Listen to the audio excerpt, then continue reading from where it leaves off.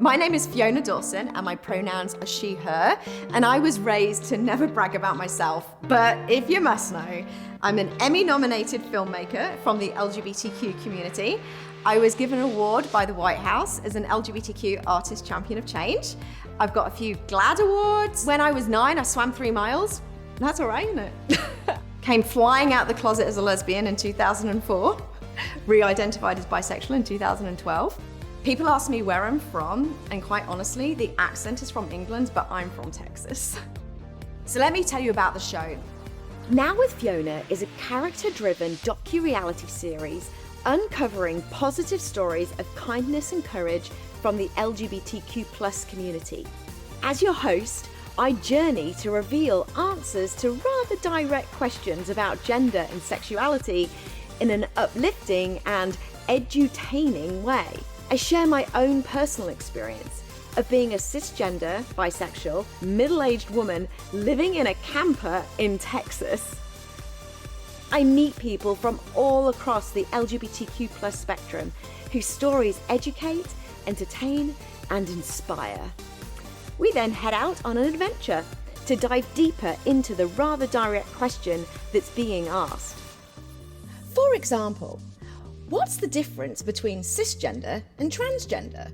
After explaining the terms through approachable animation, I'll get to know Kate, who shares her personal story as a trans woman, humanizing the labels and building a bridge towards empathy.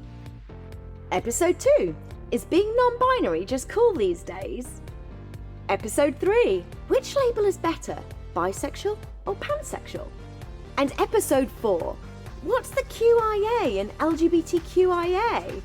Which is quite serious, because one of the things we need to realise is that over 20% of Gen Z identifies as LGBTQ+. The future is very queer.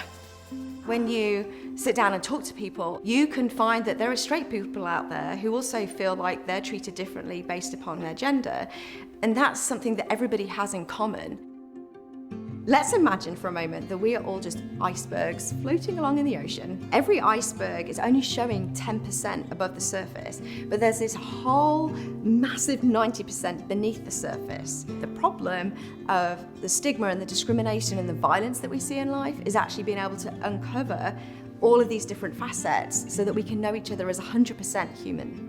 I think that there are a lot of people that are tired going home to their families at the holidays and having to explain who they are and then have to justify their own existence. We might as well just get over that and come to understand each other as whole human beings so that we can all live in peace and harmony.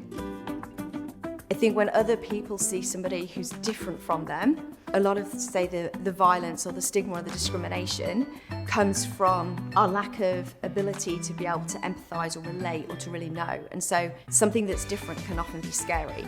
Change can often be scary. But I think that when you uncover those layers and you get to know yourself, you can see yourself in others, and then you can decrease that fear and decrease attack against the other person and come to understand that we really all are just spiritual beings having a human experience. And that's who we are at our core. People are begging for positivity right now. There's been a lot happening in the world. We're seeing increasing violence and discrimination, and people have been really scared. And now is the time to shine a light on the acts of kindness and courage that are actually happening all across the world.